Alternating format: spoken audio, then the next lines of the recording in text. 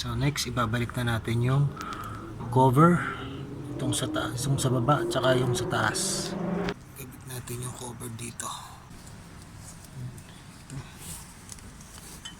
Susot natin dun sa butas. Yung ito, yan. Yung yan.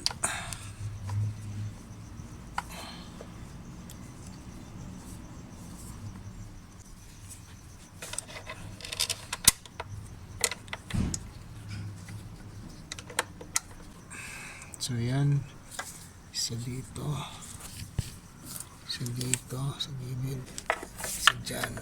Ayan. And guys, ikabit na natin yung cover. So pwede na natin ikabit yung ating dipstick. Ayan, dito siya nakasuksok. Nakaharang kasi siya dito, kaya kailangan natin siyang tanggalin kanina para matanggal natin itong tornilyo. Ngayon, ikabit na natin. Okay, looks good. Kakabit na ngayon natin ang mga pulley. Ayan. Dito. Okay. Ayan. So ngayon, ibabalik na natin itong ating dipstick. Yung oil.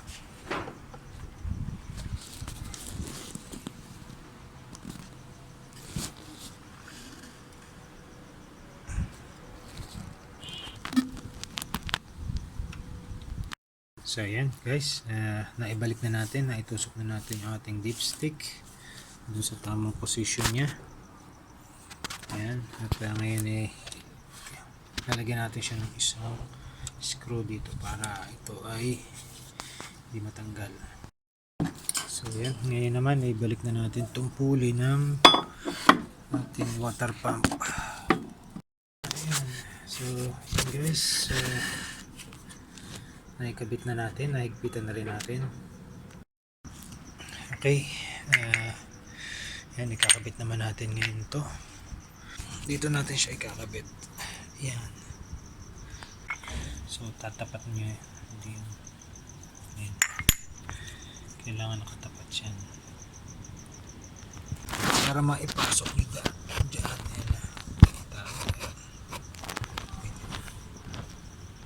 So unahin natin itong malaki.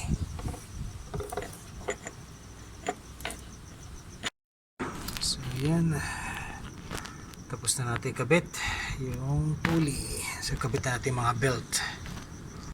So yan, naikabit na natin yung mga belt. Okay, yan, naikabit na natin. Ihigpitan na lang natin siya. Yan, yun yung kakalimutan na ibalik yung adjuster nitong sa power steering. Yan, so pagkatapos nating makabit lahat ng belt, ito kinakabit ko na ngayon yung mounting. Yan, nakalagay na yung mga tornilyo. Yan. Yan, nahigpitan ko na rin yung mga tornilyo. Okay, so yan, ilagay na natin. Yan, so ilalagay na natin tong oil reservoir. Yan, tutusok lang natin tong paa dito. So naikabit na natin yung hose, ikaklamp na lang natin. Yan, both side. Tapos ito sasalpak lang, sinasalpak lang ito dito.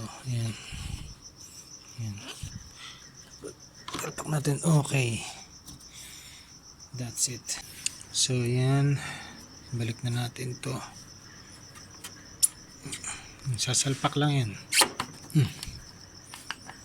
Okay na. Tapos next, itong water reservoir.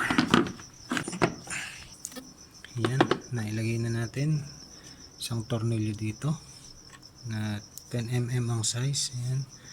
So tsaka isa dun sa ilalim. Ayan. Diyan. So, kinakabit na natin. gamit kayo ng extension, no, para mas madali. So yan, nakabit na natin yung nakabit na natin lahat. Maibalik na natin yung ating gulong na lang ang natitira. Okay. So yan guys, okay na. Lalagyan na natin ng tubig para matest natin. Okay, yun.